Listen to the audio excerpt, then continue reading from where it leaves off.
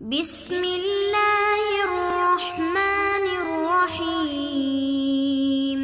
بسم اللہ الرحمن الرحیم۔ السلام علیکم عزیز طلبہ کرام، امید ہے آپ حضرات خیریت سے ہوں گے۔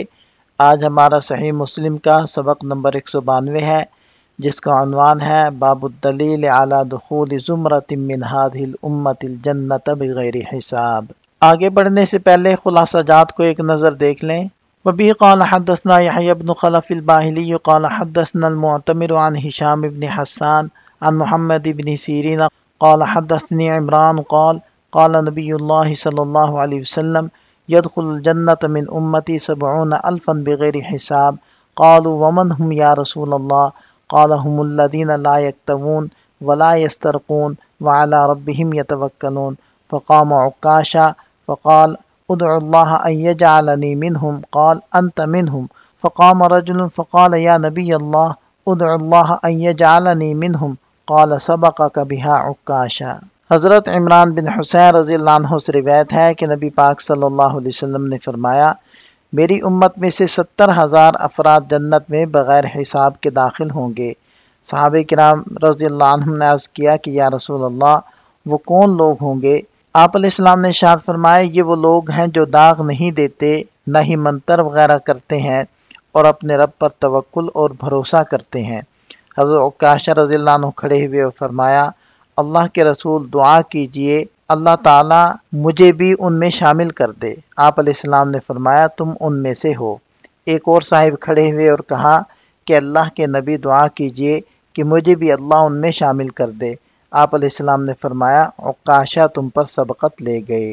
اس حدیث پاک میں توکل کی ترغیب دی گئی ہے۔ توکل صرف ایک نظریہ نہیں بلکہ بندے کے باطنی یقین، عملی رویے اور روحانی شعور کا مظہر ہے۔ یہ وہ مقام ہے جہاں انسان ظاہری ذرائع کو جانتے ہوئے بھی ان پر اعتماد نہیں کرتا، بلکہ دل کی وابستگی صرف رب حقیقی سے ہوتی ہے۔ توکل کے چند مراتب ہیں۔ ابتدائی سطح کہ انسان ظاہری ذرائع جیسے دوا، روزی کے وسائل اور تدابیر اختیار کرتا ہے، مگر دل میں یہ یقین ہوتا ہے کہ اصل مؤثر ذات صرف اللہ کی ہے۔ درمیانی درجہ، بندہ اسباب کی موجودگی سے باخبر ہوتا ہے مگر ان کو ترک کر دیتا ہے، اس کی توجہ صرف رب کی طرف ہوتی ہے اور وہ عزیمت کو اختیار کرتا ہے۔ تیسرا درجہ ہے اعلیٰ کہ بندہ اس حال میں ہوتا ہے کہ اسباب ہوں یا نہ ہوں اس کے لیے برابر ہیں، نہ خوف لاحق ہوتا ہے، نہ حرص، نہ تدبیر، بس رضا برقضا اور یقین کامل۔ یہ مقام فنا فی اللہ ہے۔ شریعت نے بعض ظاہری ذرائع کو ترک کرنے کی اجازت دی ہے بشرطے کہ وہ غیر شرعی ہوں، مثلا لوہے سے داغنا، جاہلی تعویذات اور بدشگونی جیسے امور کہ ان کی ممانعت ان احادیث میں واضح ہے۔ ان سے اجتناب توکل ہی نہیں بلکہ ایمان کی حفاظت ہے۔ ایسے تعویذات جن میں شرک یا کفریہ کلمات ہوں یا جن کے معنی مشتبہ ہوں، ان سے بچنا واجب ہے۔ جو افراد ان امور سے اجتناب کرتے ہیں وہ دراصل جاہلیت کے اثرات سے محفوظ رہتے ہیں۔ حدیث میں جن 70,000 افراد کا ذکر ہے، ان کی صفات یہ ہیں کہ وہ نہ داغ لگواتے ہیں، نہ جھاڑ پھونک کرواتے ہیں، نہ بدشگونی لیتے ہیں اور ہر حال میں اللہ پر بھروسہ رکھتے ہیں۔ بعض اہل علم کے نزدیک یہ عدد مخصوص ہے اور بعض کے نزدیک یہ کثرت کی علامت ہے۔ بہرحال یہ مقام ہر کسی کو حاصل نہیں ہوتا۔ جیسے پہلے بھی ذکر کیا کہ توکل کا مطلب یہ نہیں کہ انسان ظاہری ذرائع کو چھوڑ دے، بلکہ یہ ہے کہ ان کو اختیار کرتے ہوئے دل اللہ پر مطمئن رہے۔ نبی پاک صلی اللہ علیہ وسلم نے جنگی مواقع پر زرہ پہنی، خندق کھدوائی، پہرا مقرر فرمایا اور ہجرت کے اسباب اپنائے، حالانکہ آپ امام المتوکلین تھے۔ صحابہ کرام بھی رزق کے لیے محنت کرتے تھے، تجارت کرتے، باغبانی کرتے، یہ سب سنت کے مطابق تھا۔ ان کا طرز عمل ہمارے لیے نمونہ ہے۔ توکل اصل میں دل کی کیفیت ہے، نہ کہ ظاہری حرکات۔ اگر دل اللہ پر اعتماد رکھے اور ظاہری طور پر اسباب اختیار کیے جائیں تو یہ توکل کے منافی نہیں۔ دل کا تعلق رب سے ہو اور جوارح کا تعلق اسباب سے، یہی کامل توکل ہے۔ متوکلین کی بھی چند اقسام ہیں۔ پہلی قسم ہے واصل، وہ جو اسباب کی موجودگی کے باوجود ان کی طرف التفات نہ کرے اور دل مکمل طور پر اللہ کی طرف ہو۔ دوسری قسم ہے سالک، وہ جو کبھی کبھار اسباب کی طرف مائل ہو جائے مگر علم، فکر اور ذوق کے ذریعے اس میلان کو کم کرتا جائے یہاں تک کہ واصل کے مقام پر پہنچ جائے۔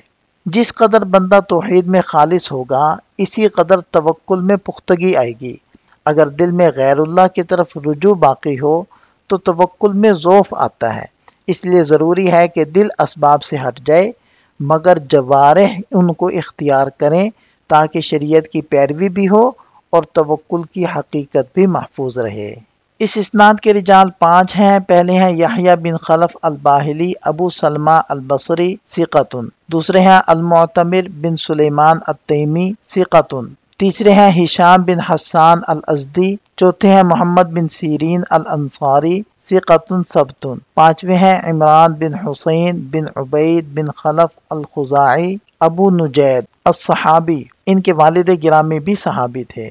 52 ہجری میں ان کی بصرہ میں وفات ہوئی۔ یہاں اس اسناد کے لطائف کو ذکر کیا جا رہا ہے۔ یہ امام مسلم رحمۃ اللہ علیہ کی خماسیات میں سے ہے۔ اس کے رجال ستہ کے رجال ہیں سوائے امام مسلم رحمۃ اللہ علیہ کے استاد صاحب کے، اور اس میں بصری ثقہ راویوں کا تسلسل ہے۔ اس حدیث میں ان لوگوں کی صفات بیان کی گئی ہیں جو کامل توکل کے حامل ہیں۔ وہ نہ داغ لگواتے ہیں، نہ جھاڑ پھونک کرواتے ہیں، نہ بدشگونی لیتے ہیں۔ حضرت شاہ ولی اللہ دہلوی رحمہ اللہ فرماتے ہیں کہ نبی پاک صلی اللہ علیہ وسلم نے یہ صفات اس لیے بیان کی تاکہ واضح ہو کہ توکل کا اثر ان اسباب کو ترک کرنا ہے جن سے شریعت نے منع کیا ہے، نہ کہ ان اسباب کو چھوڑنا جو اللہ نے مشروع کیے ہیں، کیونکہ ایسا جھاڑ پھونک جو قرآن اور احادیث کے خلاف ہو اور بدشگونی، ان کے بارے میں احادیث میں ممانعت موجود ہے، اگرچہ بعض مواقع پر ان میں اباحت بھی پائی جاتی ہے۔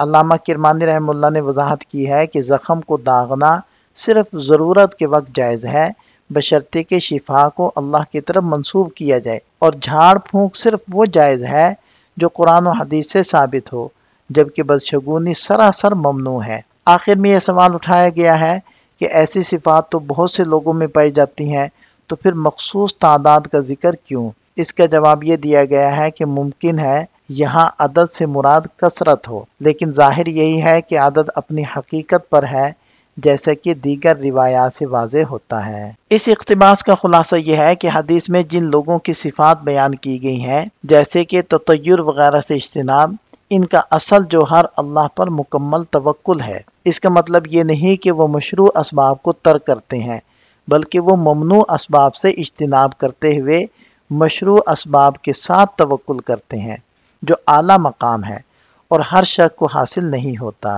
امام طبری رحمہ اللہ کے قول کا خلاصہ یہ ہے کہ کامل توکل کا مطلب یہ نہیں کہ انسان اسباب کو بالکل ترک کر دے یا خوف سے خالی ہو جائے، بلکہ اصل توکل یہ ہے کہ انسان اللہ پر کامل اعتماد رکھے اور یقین کرے کہ جو اللہ نے مقرر کیا ہے وہی ہوگا۔ اسباب کا اختیار کرنا توکل کے منافی نہیں، جیسا کہ نبی پاک صلی اللہ علیہ وسلم نے جنگ میں زرہ پہنی، خندق کھدوائی، ہجرت کی، کھانے پینے کا بندوبست کیا اور صحابی کو فرمایا اونٹ کو باندھ لو اور توکل کرو۔ اس سے واضح ہوتا ہے کہ احتیاط اور اسباب کا اختیار کرنا سنت کے مطابق ہے اور توکل کے ساتھ جمع ہو سکتا ہے۔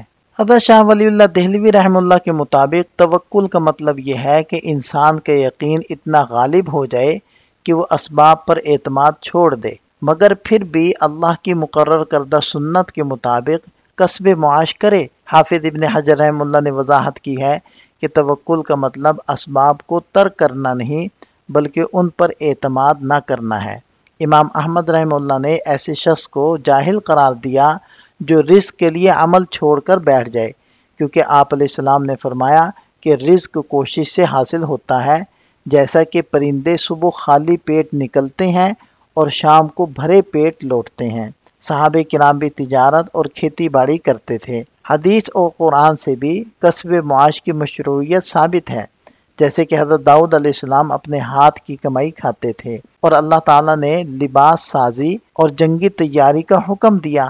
اس سے واضح ہوتا ہے کہ توکل کے ساتھ مشروع اسباب اختیار کرنا سنت اور مطلوب ہے۔ جمہور صوفیہ کے نزدیک توکل کا مطلب یہ ہے کہ بندہ اللہ کے وعدے پر اعتماد کرے اور اس کے فیصلے پر یقین رکھے، مگر ساتھ ہی سنت کے مطابق رزق، تحفظ اور دیگر ضروری امور کے لیے اسباب اختیار کرے، بغیر ان پر دل سے بھروسہ کیے۔ اسباب بذات خود نفع یا ضرر نہیں دیتے، بلکہ سب کچھ اللہ کے ارادے سے ہوتا ہے۔ اگر دل میں اسباب پر اعتماد پیدا ہو جائے تو توکل میں نقص آتا ہے۔ صوفیہ کے نزدیک توکل کے دو درجے ہیں: واصل جو اسباب کی طرف بالکل توجہ نہیں کرتا، اور سالک جو کبھی اسباب کی طرف مائل ہوتا ہے مگر علمی و روحانی طریقوں سے اس رجحان کو دور کرتا ہے۔ علامہ قشیری رحمہ اللہ کے مطابق توکل دل کا عمل ہے، ظاہری کوشش اس کے منافی نہیں، بشرطے کہ بندہ یہ سمجھے کہ سب کچھ اللہ کی طرف سے ہے۔ ابن القیم رحمہ اللہ فرماتے ہیں کہ توکل کی صحت توحید کی تجرید پر منحصر ہے، اور کامل توکل یہ ہے کہ دل اسباب سے منقطع ہو جائے جبکہ جسمانی طور پر اسباب اختیار کیے جائیں۔ اس حدیث کو روایت کرنے میں امام مسلم رحمۃ اللہ علیہ منفرد ہیں، اور دیگر ائمہ حدیث نے بھی اپنی اپنی کتابوں کے اندر اس حدیث کو ذکر کیا ہے، جس کی تفصیل یہاں موجود ہے۔ وبه قال حدثني زهير بن حرب قال حدثنا عبد الصمد بن عبد الوارث قال حدثنا حاجب بن عمر ابو خشينة الثقفي قال حدثنا الحكم بن الأعرج عن عمران بن حسين ان رسول الله صلى الله عليه وسلم قال يدخل الجنة من امتي 70,000 بغير حساب قالوا من هم يا رسول الله قال هم الذين لا يسترقون ولا يتطيرون ولا يكتوون وعلى ربهم يتوكلون۔ اس اسناد کے رجال 5 ہیں۔ پہلے ہیں زہیر بن حرب ابو خیثمہ النسائی، دوسرے ہیں عبد الصمد بن عبد الوارث العنبری ثقۃ ثبت، تیسرے ہیں حاجب بن عمر ابو خشینہ ثقۃ، اور چوتھے ہیں الحکم بن الاعرج ثقۃ۔ وبی قال حدثنا قتیبۃ بن سعید قال حدثنا عبد العزیز یعنی ابن ابی حازم عن ابی حازم عن سہل بن سعد رضی اللہ عنہ ان رسول اللہ صلی اللہ علیہ وسلم قال لَيَدْخُلَنَّ الْجَنَّةَ مِنْ أُمَّتِي 70,000 أو 700,000 لا يدري أبو حازم أيهما قال متماسكون آخذ بعضهم بعضا لا يدخل أولهم حتى يدخل آخرهم وجوههم على صورة القمر ليلة البدر۔